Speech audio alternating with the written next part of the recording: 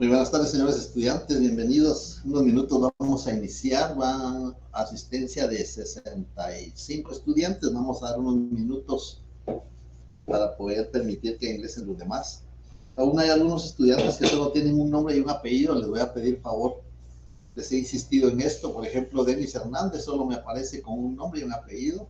Le voy a pedir favor de que consigne su nombre completo. Acuérdense que va a venir los exámenes parciales y si no cumplen con ese requisito, no voy a poder enviarles su variante, por favor, a excepción que sean oyentes, que no hay ningún inconveniente siempre y cuando me lo hagan saber. Gracias.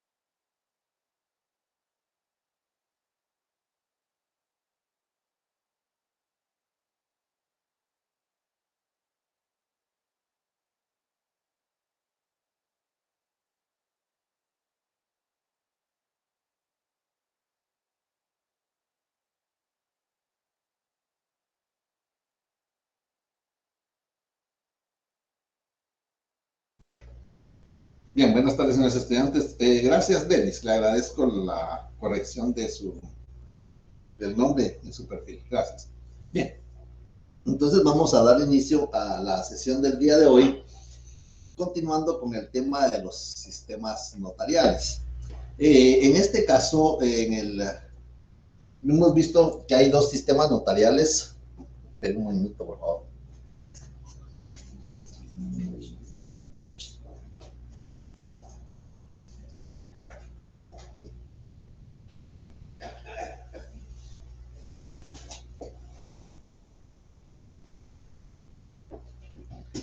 Y les decía que habíamos estudiado o habíamos analizado prácticamente los dos sistemas que se conocen desde el punto de vista doctrinario y que ahora vamos a ver cómo están regulados judicialmente o legalmente, mejor dicho, jurídicamente, los sistemas que pueden utilizarse en el ámbito del derecho notarial. En primer lugar, necesitamos saber qué es un sistema.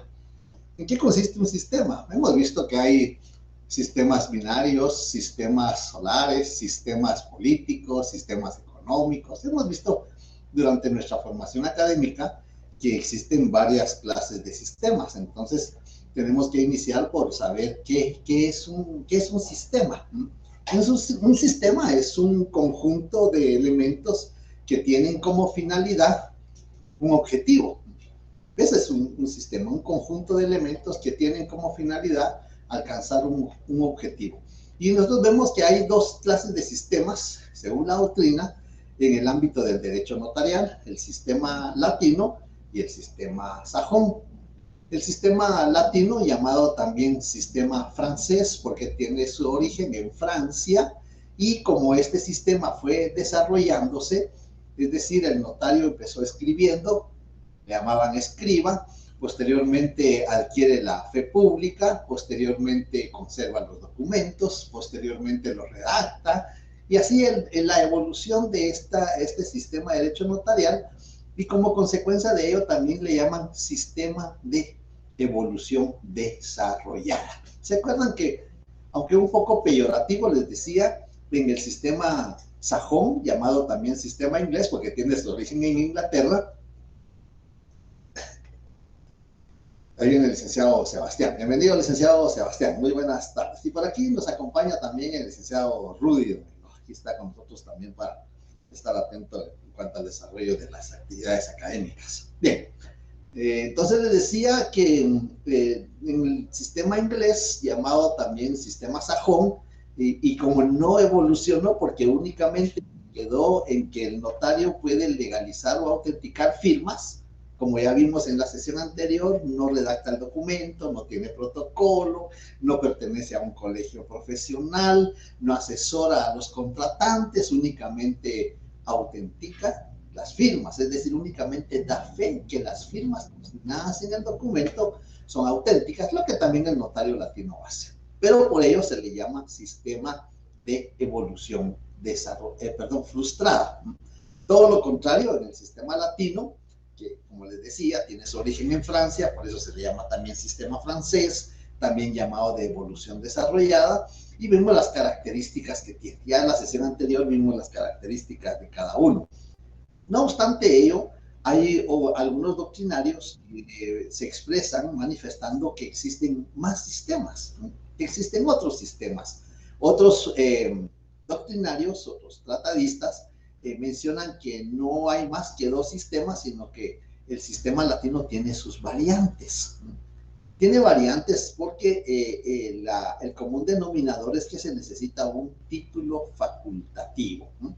En el sistema latino se necesita un título, se necesita una formación académica. Esa formación académica abarca tres elementos muy importantes: la formación jurídica, la formación científica y la formación técnica, ¿no? La formación jurídica en cuanto a conocer los preceptos jurídicos, las leyes, los artículos, las instituciones jurídicas que regulan el actuar del notario, así como actos y contratos que autoriza. La formación científica en cuanto a todos los elementos de doctrina, teorías, conceptos, definiciones, características, todos esos elementos que no están en la legislación, pero que sí están en el ámbito doctrinario.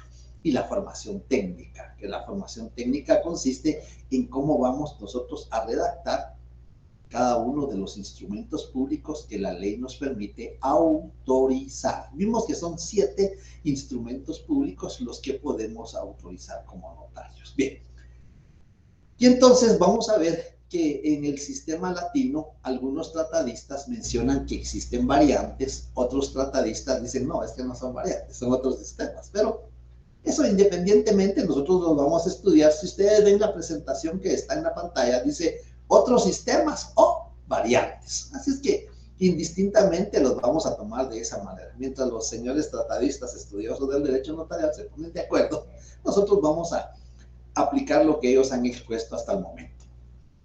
Tenemos una regulación de un sistema de funcionario judicial, ¿no?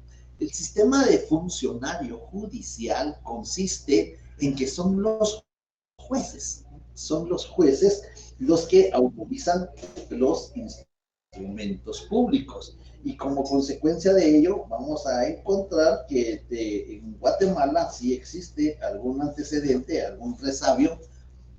Se dejan ingresar todavía, están ingresando algunos estudiantes. Existe algún resabio en cuanto a que son los jueces los que autorizan los instrumentos públicos. Vamos a encontrar en el artículo 6 del Código de Notariado, le voy a pedir favor a Jorge Elías Bravo González. A ver si está por ahí, Jorge.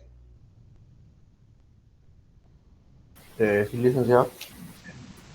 Hágame favor, Jorge Elías, el artículo 6, numeral 1 del Código de Notariado. Sí, claro. Artículo 6, numeral 1.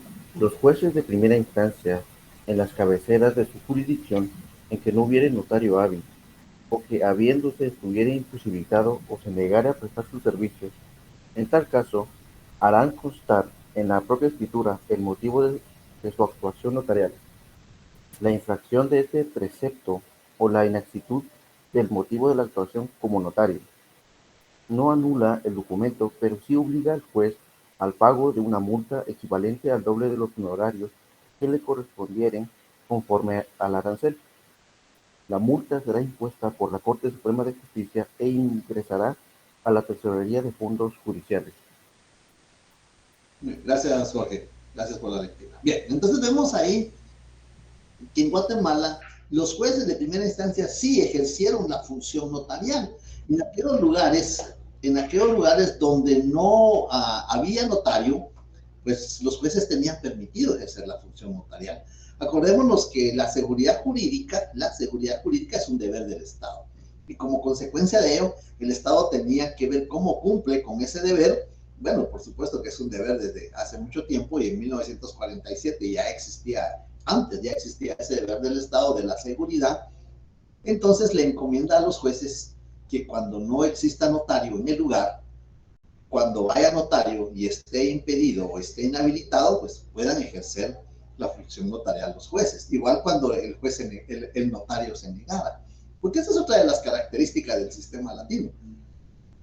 El notario se puede negar a ejercer su función notarial dependiendo, pues él estime conveniente que, aparte de que tiene prohibido en algunos casos, se puede negar a no ejercer su función notarial. Lo vamos a explicar más adelante a qué se refiere esa negativa del notario. Bien, entonces habían 3 circunstancias por las cuales los jueces de primera instancia podían ejercer la función como notarios. Cuando no hay notario en el lugar, cuando hay pero está impedido, está inhabilitado, y cuando el notario se niega. Ahí están en el artículo 6, numeral 1, las circunstancias cuando el juez podía ejercer la función notarial. Esa circunstancia tenía que hacerla constar en el instrumento público, que siendo juez estaba ejerciendo la función notarial. Tenía que consignar en el instrumento que en el lugar no había juez o que habiéndolo se había negado a ejercer la función notarial, o sencillamente que el que había estaba inhabilitado, estaba con impedimento. Supongamos que solo había un notario y quien requería sus servicios profesionales en ese tiempo era un pariente, entonces no podía ejercer la función notarial porque tenía prohibida estar con parientes. Entonces la persona tenía que acudir al juez para poder realizar el negocio jurídico que pretendía ejercer. Bien, en Guatemala les decía, este es un antecedente, es decir, es un antecedente, es un resabio que queda como historia, porque en Guatemala ya los jueces ya no pueden ejercer la función notarial, ¿no? Acordémonos que de conformidad con la ley del organismo judicial, las formas de interpretar la ley es que la ley posterior deroga a la ley anterior, esa es una. Y otra que la ley principal prevalece sobre, la ley principal prevalece sobre la ley general. Ese sería el segundo argumento. Porque le voy a pedir favor a Rosemary Reyes. Ashley Rosemary Reyes, ¿está? Sí, licenciado. Hágame el favor, ¿tiene su ley de organismo judicial? Ahorita la saco, permítame. Muy bien.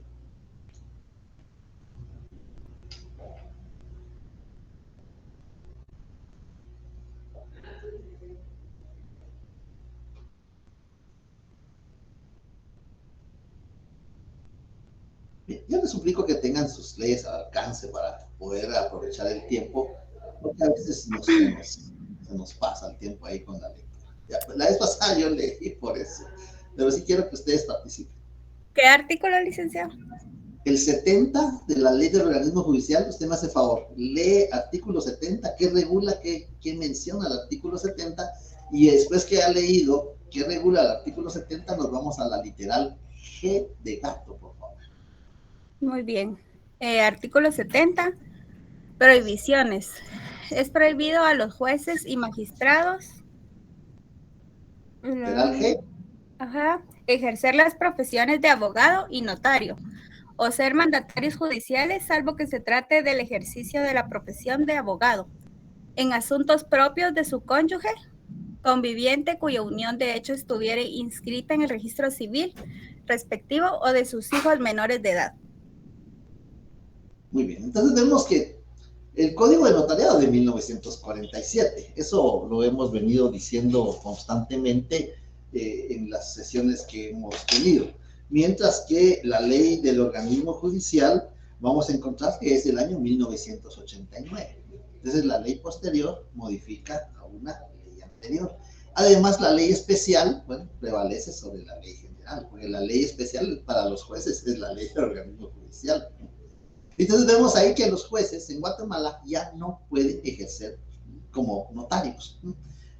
Tomando en cuenta no solo, bueno, este artículo es el asidero legal, asidero jurídico legal, pero si nos vamos a la práctica, nos damos cuenta que ya en todos los municipios, en todos los departamentos, ya existe una buena cantidad de abogados y de notarios que pueden ejercer la función notarial. Así es que aquí las tres causales no se aplican porque ya existe la cantidad de notarios. Hay quienes van a los municipios, a los departamentos los fines de semana, o hay quienes ya se radican en algunos municipios y ya ejercen la función de notario. Entonces eso ya quedó como un antecedente histórico, nada más regulado en el artículo 6 del Código de Notariado numeral 1 y aplicable el artículo 70 literal G de gato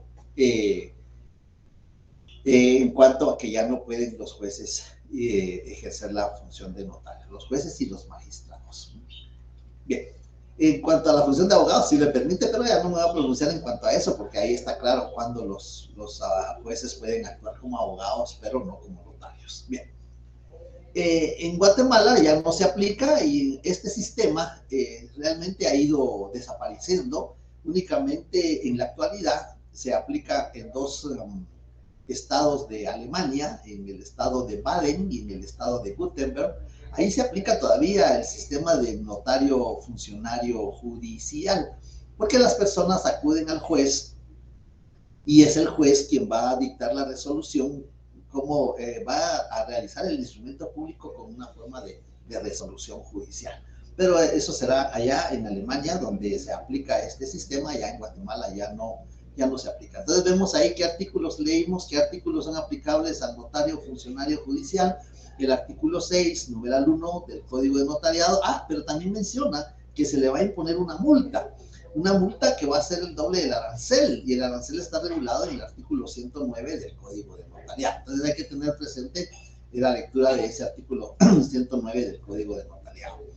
Y también leímos el artículo 70, literal G de Guatemala, que ya prohíbe a los jueces y a los magistrados ejercer la función de notarios. Bien, si no hay ninguna pregunta, ninguna duda, algún comentario al respecto de esta variante, y para mí que es variante, porque para ser juez se necesita tener el grado académico de abogado y notario, ¿no? Entonces, por lo menos en Guatemala ya se requiere ser, aunque sea un juez de paz, se requiere tener esa calidad de abogado y notario. Entonces tiene que tener un título. Además de eso, en nuestro medio tiene que pertenecer a un colegio profesional. Entonces, vemos que es una variante del sistema latino. Si no hay dudas, preguntas, comentarios, observaciones, pasaríamos al notario funcionario administrativo. En Guatemala sí está regulado que los funcionarios administrativos actúen ejerciendo la función notarial. Por supuesto que, acordémonos que más adelante vamos a ver que no pueden ejercer el notariado los empleados o funcionarios del organismo ejecutivo y judicial, no pueden ejercer el notariado. Y entonces nos preguntamos, bueno, ¿y entonces por qué se habla de un sistema de notario funcionario administrativo?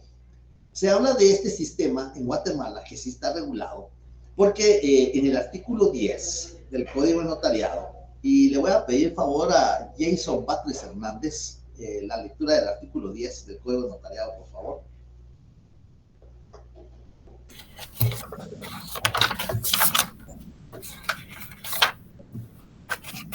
Artículo 10. El protocolo del escribano del gobierno,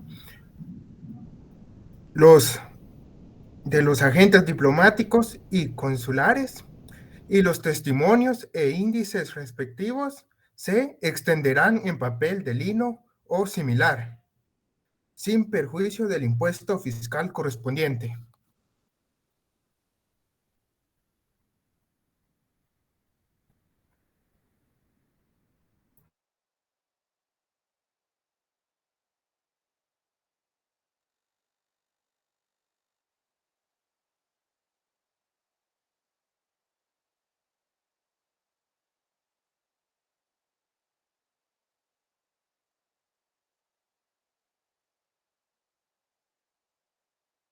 Bien, perdón. Entonces les decíamos que aquí en el artículo 10 del Código de Notariado se encuentran regulados dos funcionarios que pertenecen a la administración pública: el escribano de Cámara y Gobierno y los cónsules y agentes diplomáticos. Vamos a encontrar entonces que estos se encuadran en el sistema de notarios funcionarios administrativos.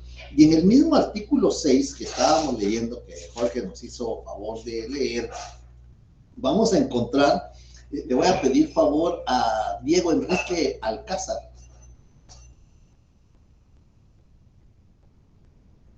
Sí, licenciado, dígame. Sí, por favor, Diego, artículo 6 y numeral 2, por favor. Los cónsules o agentes diplomáticos de la República, acreditados y residentes en el exterior, que sean notarios hábiles conforme a esta ley, y... Ahí estamos, ahí estamos. Entonces también vemos ahí que en el artículo 6 pueden también ejercer el notariado, ¿eh?, los cónsules o los agentes diplomáticos. Acordémonos que ellos sí pertenecen al engranaje de la burocracia estatal, pertenecen al organigrama del Estado, pertenecen al Ministerio de Relaciones Exteriores. Cuando están en ejercicio de su cargo como cónsul o agente diplomático en el extranjero representando a Guatemala, pueden ejercer ellos también el notariado. Y esto lo vamos a complementar. Le voy a pedir favor, vamos a ver aquí tenemos la nómina de los participantes. Le voy a pedir favor que Alexia Michelle Estrada. Buenas tardes, Lee. Buenas tardes, Alexia. Hágame favor 43 de la ley de la judicial, por favor.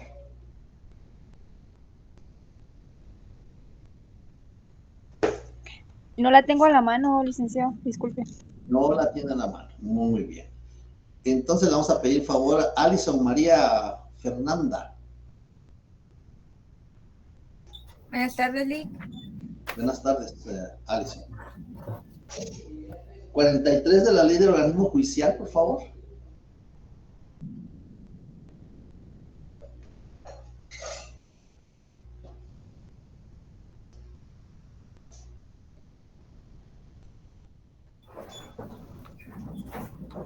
Actuación notarial en el extranjero. Los funcionarios diplomáticos y consulares guatemaltecos, cuando sean notarios, están facultados para hacer constar hechos que presencien y circunstancias que les consten y autoricen actos y contratos en el extranjero.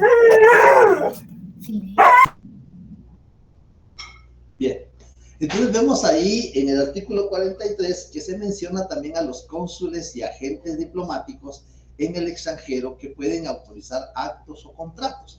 Entonces ahí tenemos el fundamento jurídico que en Guatemala sí existe aún regulado jurídicamente esta variante, porque dice los cónsules o agentes diplomáticos cuando sean notarios, ¿sí? Podrán autorizar actos o contratos en el extranjero cuando sean notarios. Y para ser notario se requiere el título facultativo. Entonces, es una de las características del sistema latino y como consecuencia, pues yo concluyo de que esta es una variante del sistema latino. Sin embargo, estas dos circunstancias, tanto el escribano de Cámara y Gobierno como los cónsules y agentes diplomáticos, no obstante que perciben sueldo del Estado, el primero ejerce la función porque está encargado de autorizar los actos o contratos en que una o ambas partes sean del Estado, ¿no? Es decir, el organismo ejecutivo con el organismo legislativo o legislativo con el judicial y así. Entonces es cuando puede actuar el escribano de Cámara y Gobierno. Y los cónsules y agentes diplomáticos en el extranjero cuando el acto o contrato que van a autorizar surta efectos en Guatemala. Es decir, para asistir a los connacionales que se encuentran en el lugar donde están ejerciendo la función como cónsul o agente diplomático. Si un cónsul o agente diplomático viniera a Guatemala, estando en funciones, viniera a Guatemala por alguna licencia, por algún permiso, por algunas vacaciones que tuviera derecho, pues no puede ejercer el notariado estando en Guatemala, solamente estando en el extranjero. Y entonces ahí tenemos el fundamento jurídico, leímos el artículo 6, numeral 2, y leímos el artículo del Código de Notariado y el artículo 43 de la Ley del Organismo Judicial para fundamentar el notario funcionario administrativo. Luego vamos a encontrar el notario de número, numérico de posición. Voy a dejar el otro de último porque creo que es primero que veamos esto. En Guatemala, en la época de la colonia, sí existió un notario de número. Un notario de número quiere decir que al notario se le asigna en su jurisdicción, en su territorio, que se le asigna una determinada cantidad de habitantes. Es decir, las personas, por ejemplo, que el notario tenga su residencia en el municipio de Misco, por ejemplo, se le va a asignar ese territorio como su jurisdicción. Y todas las personas que tienen sus residencias en el municipio de Misco, pues tienen que ir con este notario. No pueden ir con otro notario, única y exclusivamente pueden ir con este notario que ha sido asignado. El notario no puede decir que no va a ejercer, no puede negarse a ejercer la función notarial, salvo que tenga una causal justificada. Pero el sistema de este es bastante delicado porque el notario no puede ausentarse de su notaría, no puede ausentarse de la oficina. Hay lugares, por ejemplo, en México, en Panamá, en la República de Chile, cuando el notario se va a ausentar de su notaría, tienen que pedir una autorización. Si se va a ausentar del municipio, tiene que pedirle una autorización al alcalde, ¿no? Y tiene que pedirlo con tiempo y el alcalde tiene que resolverle si le da o no le da, si le otorga o le deniega la autorización para que se retire de la jurisdicción donde está ejerciendo la función notarial. Entonces vemos ahí que este sistema es bien delicado porque Estoy en clase, Francisco, te llamo después. Porque el notario no puede ausentarse, necesita una autorización de un funcionario para salir del territorio que se le ha asignado. Si el notario va a salir del estado o del departamento, entonces tiene que pedirle autorización al gobernador. Es decir, dependiendo, si se va a ausentar el municipio, miren, aquí, y le decía, ¿viste? Aquí nos podemos ir a comer una tortilla con chicharrones cualquier día, Misco, o a Amatitlán. Yo no sé si todavía existen las margaritas en Amatitlán, pero cualquier día podemos irnos a degustar de uno de estos platillos sin pedir permiso a nadie. En cambio, en estos lugares, con el sistema de número numérico, el notario no puede salir del territorio nacional.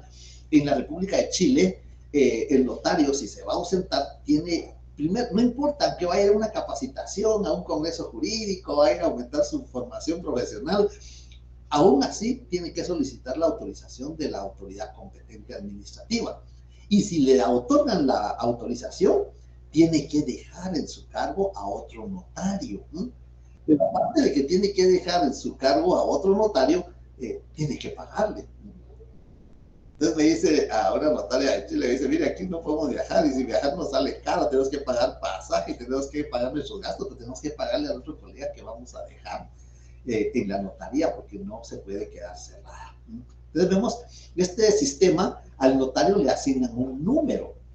Tal vez ustedes han visto algunos programas, aquí lo que tenemos más próximo es programas del vecino del norte, donde hay algunos sorteos y no mencionan el nombre del notario, porque ahí el nombre del notario no es importante. Ahí lo que es importante es el número que se le asigna. Si ustedes ven en su bibliografía, en su programa, el notario Fernando Pérez Fernández del Castillo es el notario número 1 del Distrito Federal de México. Y el nombre de él es pues muy conocido porque es autor de varios libros de derecho notarial. Pero lo más importante mío es el número de notaría que se le ha asignado. Por eso se le llama de número. Notariado de número. Y se le llama también de oposición porque no es fácil obtener una nota. Estos notarios son más que millonarios porque en primer lugar se les asigna un territorio donde las personas tienen que ir obligadamente con él. No pueden ir a otro notario. Y el notario no puede salir tampoco de su ámbito territorial, tiene que quedarse ahí perpetuamente mientras viva. Y entonces le llaman de oposición porque no es fácil obtener una notaría. Hasta que un notario fallece o un notario renuncia, deja de ejercer la función notarial, esa vacante sale a oposición, por eso se llama también de oposición, porque la variante sale a oposición y es la Corte Suprema o la Corte del lugar, porque no en todas partes se llama Corte Suprema, es la Corte del lugar la que se encarga de efectuar el examen de oposición. Es decir, cuando egresan cuando obtienen el título, obtienen su título de notario, en Argentina, en Chile, en Perú, en México, obtienen el título de notario, pero no pueden ejercer hasta que se les asigne una notaría. Entonces, imagínense la cantidad de notarios que se someten al examen, que es un examen muy riguroso, que se someten para optar a una notaría vacante. Entonces, ese es el sistema de número por numérico. Y en Guatemala ya no está regulado, porque estuvo regulado durante la época de la colonia, pero después desapareció el sistema de número en Guatemala. Bien, y por último, si no hay dudas, comentarios, observaciones de lo que hemos planteado, a ver qué dice Luis Muñoz Areva. Buenas tardes, Lick. Con este sistema de notario numérico, ahí con un poco de frío, Lick. Con este sistema de número numérico, digamos, si yo soy notario de Misco, mi jurisdicción es Misco, y yo hago, no sé, una escritura pública de personas que viven en el municipio de Guatemala, ¿sí surte a la vía jurídica o no tiene validez alguna? Si uno de los contratantes tiene su residencia en esa jurisdicción, sí, ¿no? Porque puede ser que alguien llegue y diga, bueno, pues mire, este inmueble aquí mismo me gusta, o voy a arrendar este local y pues voy a realizar el negocio. Entonces, pero si el propietario del local o el vendedor reside en Misco, en la jurisdicción correspondiente, entonces el notario puede autorizar ese instrumento público. El requisito es que uno resida, ¿no? en el lugar. No sé si algún otro comentario, alguna otra observación o pregunta. Elmer, ¿qué dice Elmer? Buenas tardes, licenciado y compañeros, con una pregunta. El notario funcionario judicial y notario de número aquí en Guatemala ya no se aplica. Según, concluyendo lo que usted estaba comentando. Sí, el funcionario judicial en Guatemala ya no se aplica. Está regulado. En el artículo 6 está regulado. Pero recordémonos que una ley posterior modifica una ley anterior. La ley de organismos judiciales es posterior al Código Notariado. Entonces, ahí, y como es la ley especial para jueces y magistrados, ahí se les prohíbe a ellos ejercer la función de notario. Entonces, quiere decir que ya no se aplica en Guatemala. Se aplicó siempre y cuando se cumplieran las premisas o los requisitos que se determinan en el numeral 1 del artículo 6. Y el de funcionario de número, pues después de la época de la colonia se ejerció ese sistema en Guatemala, pero por la la ausencia, o por la poca cantidad, mejor dicho, por la poca cantidad de notarios, pues hubo necesidad de que los jueces autorizaran los instrumentos públicos. Y después que ya fue concurriendo más notarios en los municipios, en los departamentos, se estimó que ya no era pertinente porque uno de los que no pueden ejercer el notariado son los que perciban sueldo del Estado, del organismo ejecutivo o del organismo judicial.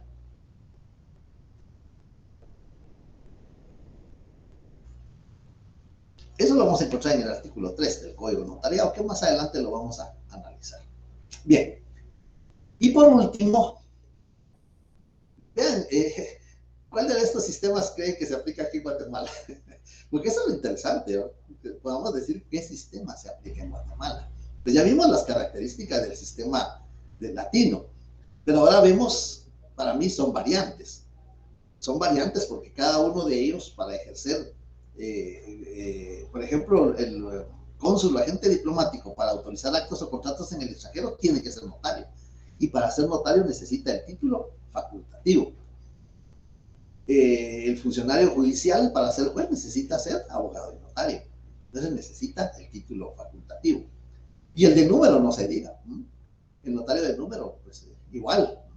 El notario de número se aplica en la mayoría de países de Sudamérica, en México, en el estado de Quebec, en Canadá, también se aplica el sistema latino, variante, notario numérico o de número. Y la última variante que encontramos va a ser la variante de notario de profesión libre. Este notario de profesión libre se le llama así porque no tiene un círculo cerrado, puede actuar en todo el territorio nacional. Nosotros en todo el territorio nacional ya tenemos un elemento del notario de profesión libre. Además de eso, nosotros ejercemos nuestra función con los particulares. Si queremos, pues no ejercemos la función, es decir, nos inhibimos de conocer de alguna contratación. Entonces también tenemos, eso nos da otra característica de sistema de profesión libre. No tenemos horario, es decir, para nosotros todos los días y horas son hábiles, ya lo había mencionado en la sesión anterior, y por ahí está el licenciado Sebastián que atiende hechos de tránsito. No es que le esté haciendo propaganda, pero él atiende hechos de tránsito, y ahí lo ven a las 2, 3 de la mañana, ahí en pijamas en los centros de detención, autorizando actas notariales de arresto domiciliario. Entonces, no hay horario. Ahí tenemos también los matrimonios, que pueden ser los días y horas inhábiles, los viernes o los sábados hasta los domingos, las personas que desean contraer matrimonio, y ahí tenemos al notario. En cuanto al notario de funcionario administrativo, sí se me olvidó, se me había pasado que este sistema se aplica en algunos regímenes de tipo socialista, como por ejemplo en Cuba. En Cuba los notarios son funcionarios administrativos porque tienen un horario, el Estado les asigna el lugar donde van a atender a las personas, el Estado les paga. Las personas no pagan, el Estado es el que les paga. Entonces uno se pregunta, bueno, ¿y en Cuba qué hace el notario? Bueno, en Cuba el notario lo que hace, más que todo, son procesos sucesorios. Eso es lo que hace en cuanto a aquellos bienes que todavía tienen propiedad privada o propiedad de alguna manera ciertas limitaciones. Y eso es lo que atiende el notario en Cuba. Algunas auténticas, algunas actas notariales y procesos sucesorios. Pero es el Estado quien le paga, el Estado quien cubre, tiene horario, es decir, tiene una jornada de ejercer la función notarial, y además de eso, el Estado le indica en dónde. El Estado le proporciona todos los insumos necesarios que puedan servirle para ejercer la función notarial. Y pues lo mismo sucede en Guatemala. Al escribano de Cámara y Gobierno, el Estado le asigna dónde va a estar ejerciendo, le proporciona todo lo necesario, y igual a los cónsules y agentes diplomáticos. Estas son las características del sistema de funcionario administrativo. Este sistema intentó utilizarse durante la Revolución Sandinista en Nicaragua. Trató de implementarse y los notarios de Nicaragua pues defendieron a toda costa el sistema que ellos aplican. En la actualidad ya se aplica el sistema de notario de profesión libre, igual que nosotros, y lograron ellos que no se aplicara el sistema de funcionario administrativo durante el régimen de la Revolución Sandinista en el país centroamericano. Pero sí en Cuba sí se aplica este sistema. Bien, esto sería todo en cuanto a los sistemas. Tenemos los fundamentos jurídicos. El notario de número o numérico de oposición no tenemos fundamento porque ya no está regulado en Guatemala. El notario de profesión libre sí tenemos fundamento, y lo encontramos en el artículo 2 del Código de Notariado y en el artículo 43. El notario puede ejercer en todo el territorio nacional, porque el requisito es tener su domicilio en la República.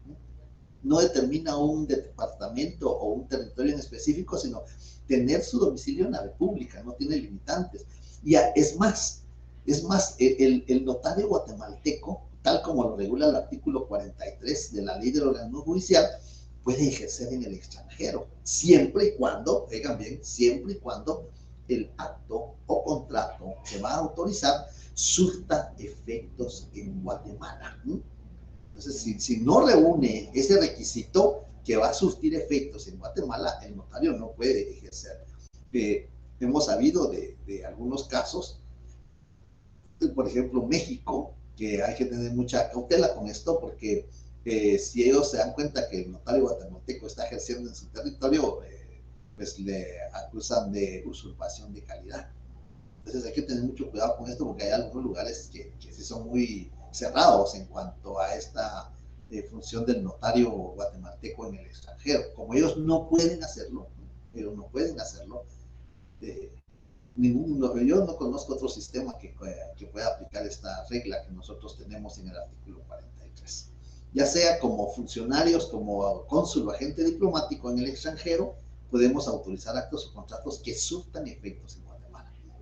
Y como notarios en ejercicio de profesión libre, como se llama esta variante, vamos al extranjero, ya sea a un curso, a una jornada académica, a una beca, o sencillamente de vacaciones, y estando en el extranjero podemos autorizar actos o contratos siempre y cuando surtan efectos en Guatemala. Ese es el requisito. Bien, entonces ahí con el programa, sí, Carlos, le escucho. Licenciado, buenas tardes, mucho gusto escucharlo. Gracias, Carlos, buenas tardes. Me quedó una duda con respecto a la actuación del notario en el extranjero, en el caso de que autoriza actos o contratos.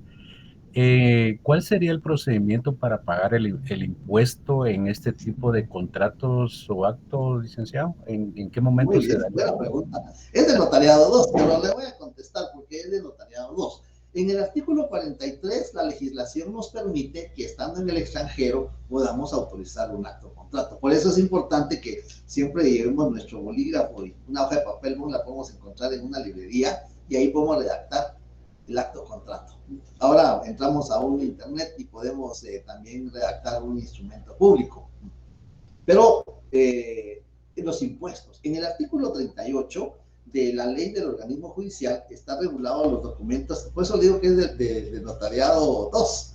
En el artículo 38 de la Ley del Organismo Judicial vamos a encontrar cómo se pagan los impuestos, ¿no? Además de los requisitos indicados en el artículo anterior, los poderes o mandatos, así como los documentos que se proceda a inscribir en los registros públicos, deberán ser protocolizados ante notario y las autoridades actuarán con base a los respectivos testimonios, los cuales serán extendidos en papel simple, dando fe el notario de que el impuesto respectivo ha sido pagado en el documento original. Es decir, viene un documento del extranjero, allá no se pagó impuesto, al venir a Guatemala lo protocolizamos, es decir, lo introducimos en el registro notarial, protocolo, y en el original debemos de satisfacer el impuesto adhiriéndole estampillas fiscales. Así es la forma de cómo se paga el impuesto en esa clase de documentos. Muchas gracias, Alicia. Muy bien. Si no hay otra pregunta, algún otro comentario. Yo creo que con esto creo que terminamos. Con esto terminamos el punto.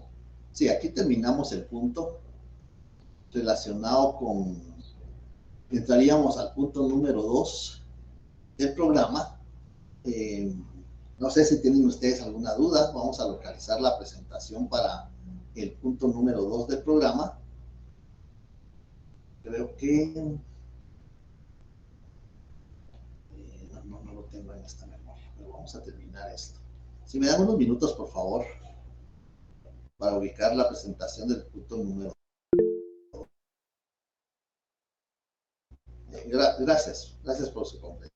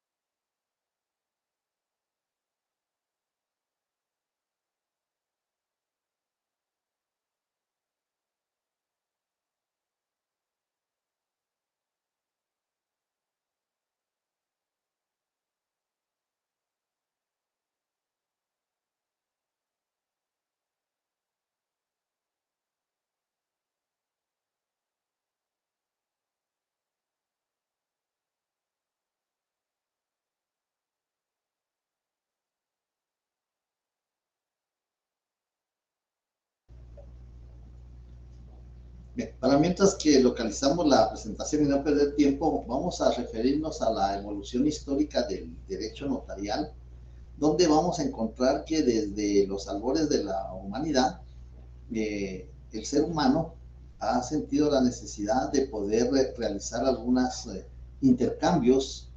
Antes nosotros lo conocíamos como trueques que hacían las personas miembros de civilizaciones antiguas, como por ejemplo los hebreos, los egipcios, los romanos, los mayas propiamente, hacían distintas actividades y como consecuencia de ello no se conocía aún el término de negocio jurídico, mucho menos de contrato. Lo que ellos hacían era un intercambio de mercaderías o de mercancías, de bienes, a cambio de otros que necesitaban para cubrir determinadas necesidades. Entonces tenemos ahí que el ser humano se ha agrupado desde esos principios y como consecuencia de eso al inicio eran agrupaciones muy pequeñas. No necesitaban tener alguien que hiciera constar lo que se estaba realizando, porque entre todos se daban cuenta que eran las actividades, los intercambios o los trueques que iban realizando. Sin embargo, con el transcurso del tiempo, las poblaciones fueron aumentando demográficamente y como consecuencia de ello sintieron necesidades, por ejemplo, de buscar lugares donde encontrar alimento, donde encontrar abrigo. Como consecuencia de eso se genera la agricultura, se genera también la caza para poder conseguir alimentos y abrigo con las pieles de los animales que ellos lograban cazar. Y entonces ya las personas empezaron a diversificar el trabajo que realizaban y necesitaban ausentarse del lugar donde tenían asentado su grupo o su grupo social. Y entonces empezó a sentirse la necesidad de alguien que pudiera realizar como testigo los intercambios de los bienes o servicios que se iban realizando constantemente. Y es así como va surgiendo alguna persona que luego empieza con la escritura, aunque la escritura de por sí no surge como tal, como la conocemos, sino que surge a través de escrituras rupestres, con dibujos, con signos, que representaban de alguna manera ese intercambio de bienes que ellos realizaban. Con el tiempo las sociedades fueron aumentando de tamaño y como consecuencia de eso empieza la migración a consecuencia de los malos tiempos, los fríos, los climas, los calores, y como consecuencia de eso tienen que buscar otros lugares donde poderse asentar. Y también surgen las guerras, que es otro factor que hace que las poblaciones empiecen a movilizarse y que los hombres sean dedicados a esta clase de actividad bélica y las mujeres se encarguen del hogar, de cuidar las pertenencias que ellos tenían en sus lugares donde vivían prácticamente.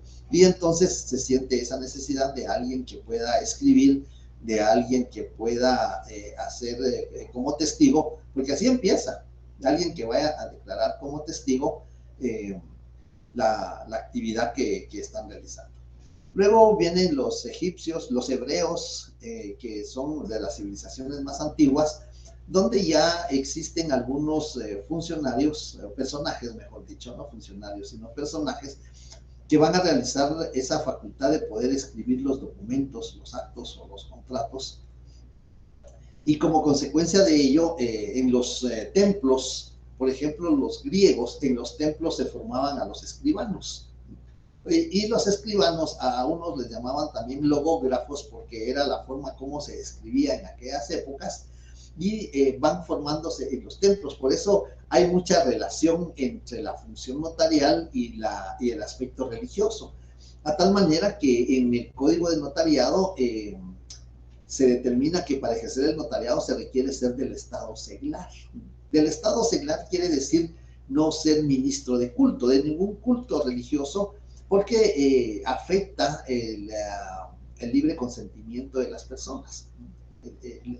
muchas veces los líderes religiosos influyen en el consentimiento y la voluntad de las personas, y entonces en la época del siglo XII, el Papa Inocencio I emite una bula. Una bula es una resolución de carácter religioso, donde se prohíbe que los sacerdotes ejerzan la función de notarios. Como eran formados en los templos egipcios, en los fenicios y en los hebreos, ahí les enseñaban a escribir y ahí les enseñaban a redactar los documentos. Entonces tenían mucha relación, había mucho vínculo entre la iglesia, entre lo religioso y la función de escribano o de notario ahora. Por eso, en el desarrollo de estas sociedades existen una serie de funcionarios. Lamentablemente no logré ubicar la presentación que trata este tema porque le estaba haciendo algunos cambios y no logré encontrar la presentación. Yo creo que la pasé a otra memoria, pero vamos a tratar de ir haciendo un poco de historia. Por ejemplo, habían distintas clases de escribas. Habían escribas del pueblo, habían escribas del rey. Los escribas del rey eran quienes redactaban los documentos, las resoluciones dictadas por la monarquía, y entonces ellos se encargaban de redactar, como lo que hace ahora el Congreso, de redactar las leyes y posteriormente difundirlas. Pero eran los escribas del rey quienes se encargaban de esa función, mientras que los escribas del pueblo se encargaban de realizar, de consignar por escrito aquellos documentos que realizaban las personas que vivían en el lugar. Acordémonos que los romanos se clasificaban sus sociedades en dos grupos, ¿verdad? Los que eran propiamente romanos y los que eran ya pertenecientes a los territorios que ellos habían invadido producto de esas etapas bélicas que se utilizaron y que representaron la muerte de muchos seres humanos. Pero así es como va surgiendo el notariado, y en distintas clases de sociedades como la griega, los egipcios, los romanos especialmente, van surgiendo esta clase de funcionarios. Ahí en Roma surgen los escribas, surgen los tabelios o tabeliones. No sé si se han dado cuenta ustedes, en algunas películas que vemos de abogados en el sistema sajón, cuando se realiza la audiencia del juicio, hay una persona que está escribiendo en una máquina muy pequeña que se ve muy diferente a la máquina de escribir, pero esa persona ese funcionario, ese personaje ya existía en el derecho romano, que era el que iba redactando lo que iba sucediendo en el desarrollo del juicio. Y de la misma manera, los que recibían las declaraciones de los testigos, ahora son los oficiales de los tribunales, los que reciben las declaraciones de los testigos, también ya eran funcionarios que existían durante la época del Imperio Romano. Entonces ahí van surgiendo distintos personajes, los chartulari, que ya empiezan de por ahí viene la palabra cartular, chartulari. Cartular quiere decir hacer uso de papel sellado especial para protocolo. Eso en el ámbito notarial es un término que se utiliza como sinónimo de que se está ejerciendo la función notarial. Muchos dicen, ya estás cartulando. ¡Ay, qué bueno! Ya estoy cartulando. Es decir, ya estoy autorizando instrumentos públicos en el registro notarial. Tal vez alguno de ustedes o varios han escuchado ese término en el ámbito notarial. Aquí no vamos a hablar del ámbito forense, eso es para los abogados, nosotros para el ámbito notarial. Entonces, así van surgiendo los términos jurídicos en cuanto a los personajes que desarrollan esta función de escribir. Igual manera, también durante la época de feudal, el derecho notarial tuvo mucho atraso, no en sentido como derecho propiamente dicho, sino que en la época feudal era el señor feudal el que disponía de los escribanos. Estaban al servicio de él, es decir, ahí no había principio de imparcialidad, sino que los escribanos estaban al servicio del señor feudal. Y luego, cuando esta época concluye, empieza ya entonces el verdadero desarrollo con don Rolandino Pasagiero, que ya se los he mencionado con anterioridad, que es el fundador de la Escuela de Bolonia y la primera escuela que se dedica específicamente al derecho notarial. Y así tenemos una serie de elementos históricos que van coadyuvando. Si vemos nosotros de hace mucho tiempo, por ejemplo, en el Código de Justiniano. El Código de Justiniano durante el imperio de este emperador, que veía ya en decadencia el imperio romano, pues lo que hace es dedicarse más que todo a los aspectos jurídicos. Y él emite el Código de Justiniano. Ya en el Código de Justiniano ya existen algunas disposiciones relativas al ejercicio de los escribanos. No existía la fe pública, como les decía, por eso el derecho notarial latino se le llama de evolución desarrollada, porque al principio eran como unos testigos, nada más. Luego empezaron a redactar los documentos y posteriormente, muy posteriormente, se le confiere la fe pública al notario, porque la fe pública era del rey. Es decir, como les decía, la fe pública es del Estado, es del Supremo, del Estado. Y como consecuencia de ello, esa facultad se la otorga al notario, en aquel tiempo se la fue cediendo al escribano, pero a través de un procedimiento. Ese procedimiento en Roma se le llamaba la insinuatio. La insinuatio era el procedimiento por el cual el escribano o el escriba redactaba el documento, lo firmaban las personas y se llevaban el documento. Las personas se llevaban el documento. Para que ese documento tuviera validez, porque lo único que hacía el escriba en aquel tiempo era redactarlo, tenían que ir ante un funcionario, algunos en unas civilizaciones se les llamaba pretor, en otras se les llamaba cónsul. Iban ante el funcionario para que el funcionario, con su firma, que no era más que el sello que llevaba para usarlo como calidad de funcionario, lo impregnara en ese documento. Ahí el sello surge el signo notarial, que ahora nosotros conocemos como sello profesional. Y les digo sello profesional porque en el sello tenemos las dos profesiones, abogado y notario. Entonces, el signo notarial es el antecedente del sello profesional, que era que el funcionario le estampaba en el documento y le dejaba marcada la imagen que él portaba, y eso ya lo robustecía con una validez prácticamente. El documento no podía extraviarse, no podía perderse, no podía ser alterado, porque entonces perdía validez ese documento. A consecuencia de eso, se determina posteriormente, ya con la reina Isabel, se emite la Pragmática de Alcalá y el Fuero Real, que son dos leyes que vienen a reformar mucho en cuanto al derecho notarial. Yo espero que en la próxima sesión les vea la presentación, porque ahí está la justificación por qué el documento, el instrumento público, mejor dicho, debe redactarse de manera legible. Porque en esa época los escribas redactaban de una manera, ahí van a hacer la presentación, redactaba de una manera ilegible. Solo él entendía qué era lo que había consignado en el documento. Porque aparte de los honorarios que percibía por redactar el documento, cuando querían interpretar o querían leer el documento, tenían que llevárselo para que él lo leyera, porque solo él entendía qué era lo que había redactado ahí, y entonces tenía doble pago. Y para evitar eso, se emite entonces en la Pragmática de Alcalá y en el Fuero Real disposiciones que regulan que el documento debe redactarse de manera legible. Lo de las 25 líneas también tiene su origen por ahí, porque redactaban de una letra grande de tal manera que utilizaban muchas hojas, porque además ellos cobraban por hoja, entonces hacían la letra bien grande, y entonces por eso surge esa limitación de que tiene que tener cierta cantidad de líneas, que tiene que ser de manera legible para que pueda interpretarse y que el escribano pues no tenga doble pago, porque tenía pago por redactarlo y pago por interpretar lo que había redactado. Hay muchos antecedentes históricos en estas dos leyes. Les decíamos, en el Código de Justiniano ya se regulaba también esos elementos de que quién iba a escribir, cómo lo iba a escribir el funcionario de aquella época.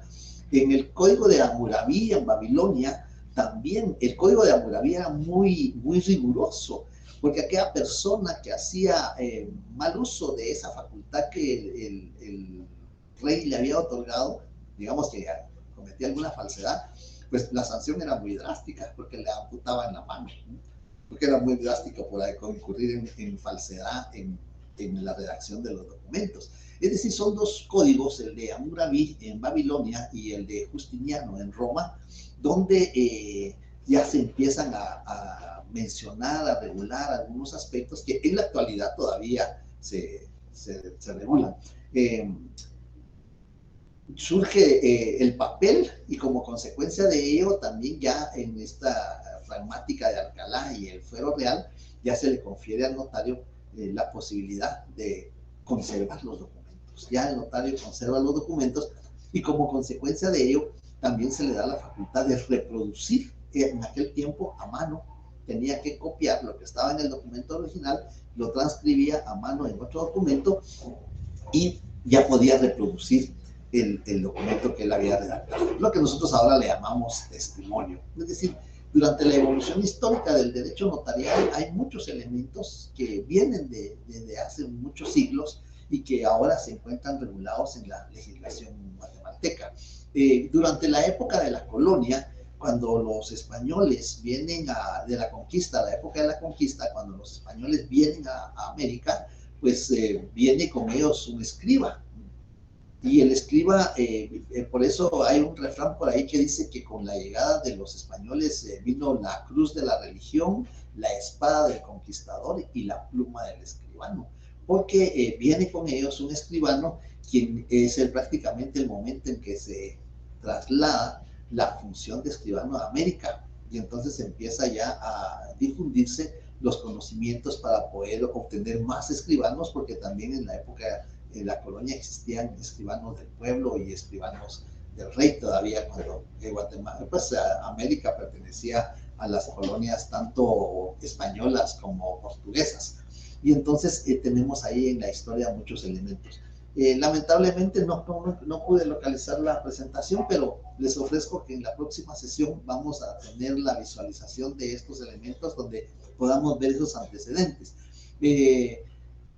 El Código Justiniano, durante el imperio de este emperador, el nombre completo era Flavius Petrus Sabatius Justiniano. Ese era el nombre completo de él, pero solo le decían Justiniano.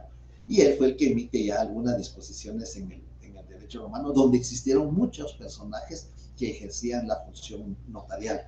Y les decía la pragmática de Alcalá, que era un conjunto de leyes que regulaban distintos aspectos. Había un libro que regulaba los aspectos de los procesos. Ahora nosotros le llamamos Código Procesal Civil, Código Procesal Penal, pero había un libro que regulaba cuál era el procedimiento a seguir en los juicios que en aquella época se conocían.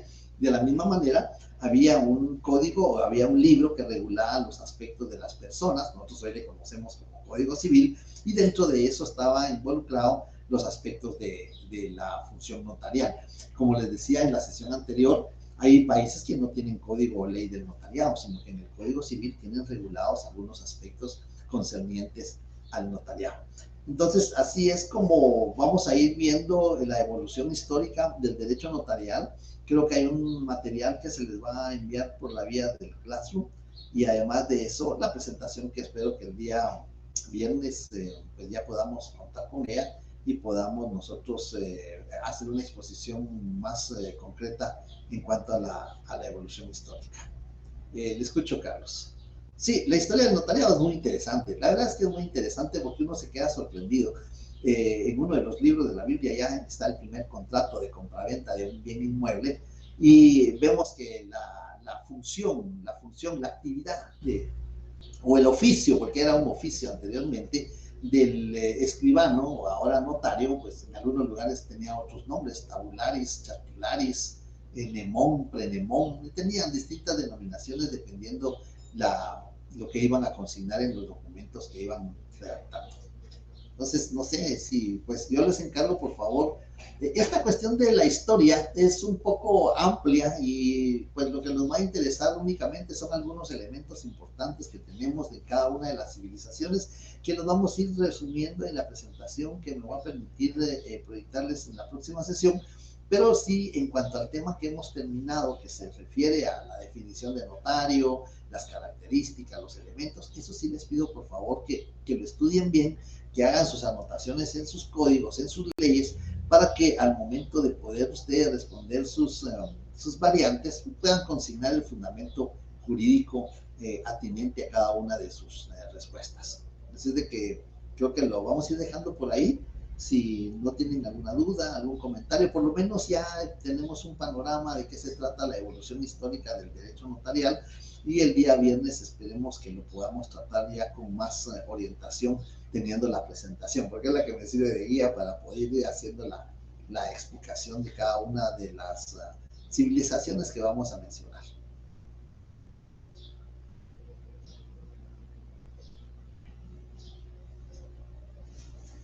Si no hay ningún comentario, ninguna observación. Muchas gracias, licenciado. Bueno, muy bien, de acuerdo. Que tengan buena tarde, nos vemos el día viernes y seguimos con el tema. Paso buena tarde. Feliz tarde, notario. Feliz tarde, Feliz tarde, Lic. Feliz tarde, licenciado. Feliz tarde, notario. Gracias.